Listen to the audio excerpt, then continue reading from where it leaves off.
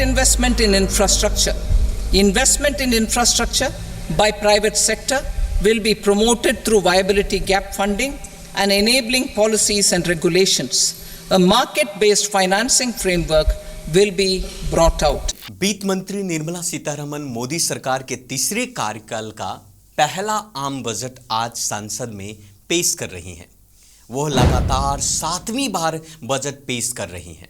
इससे पहले पूर्व प्रधानमंत्री मोरारजी देसाई ने अब तक का सबसे ज्यादा 10 बार बजट पेश किया है। 1962 से लेकर 1969 तक मोरारजी देसाई वित्त मंत्री थे। उनके बाद पी चिदम्बरम ने 9 बार और प्रणब मुखर्जी ने 8 बार बजट पेश किया है। बजट को लेकर शुरुआती से ही आम से लेकर विशेष वर्गों में उत्सुकता थी। तो आइए जानते हैं कि इस बजट की बड़ी बातें क्या हैं।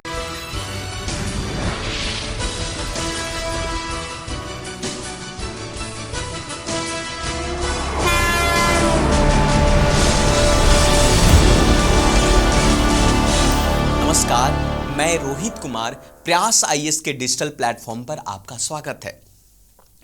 निर्मला सीतारमण ने अपने बजट भाषण की शुरुआत करते हुए कहा कि लोगों को हमारी नीतियों पर भरोसा है। भारत की अर्थव्यवस्था मजबूत है, देश में महंगाई दर नियंत्रण में है, भारत में महंगाई दर करीब 4% है और वैश्विक अर्थव्यवस्था इस समय मुश्किल दौर में है, लेकिन भारत की अर्थव्यवस्था चमक रही है। वित्त मंत्री सीतारमण ने बजट पेश करते हुए कहा कि हमारा लक्ष्य विकसित भारत के लिए रोड मैप बनाने का है, कृषि क्षेत्र में उत्पादन बढ़ाने पर जोर देना है। उन्होंने कहा कि विकसित भारत के लिए हमारी पहली प्राथमिकता कृषि होगी और कृषि में उत्पादकता होगी। दूसरी प्राथमिकता रोजगार एवं कौशल है। तीसरी प्राथमिकता समावेशी मानव संसाधन विकास और सामाजिक न्याय। लेकिन अगर हम वही बात चौथी प्राथमिकता की करें तो कहीं ना कहीं उन्होंने मैन्युफैक्चरिंग और सर्विसेज सेक्टर यानी कि विनिर्माण और सेवाओं पर भी बातें कही। पांचवी प्राथमिकता शहरी विकास और छठी प्राथमिकता ऊर्जा सुरक्षा है। 7वीं प्राथमिकता अवसंरचना और 8वीं प्राथमिकता इनोवेशन और रिसर्च एंड विकास है। 9वीं प्राथमिकता की अगर हम बात करें तो अगली पीढ़ी में सुधार है।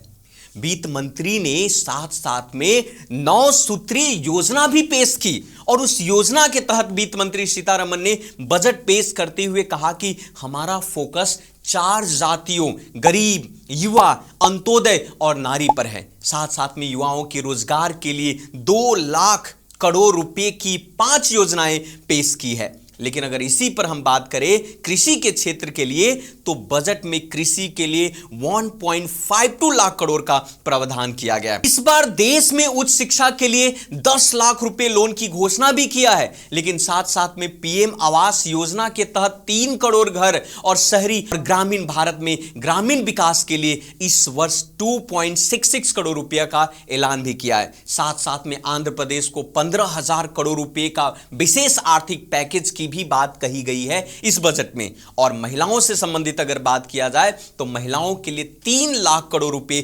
आवंटित किए गए हैं इस बार बजट के दौरान। साथ साथ में मुद्रा लोन की सीमा 10 लाख से बढ़ाकर 20 लाख की गई है।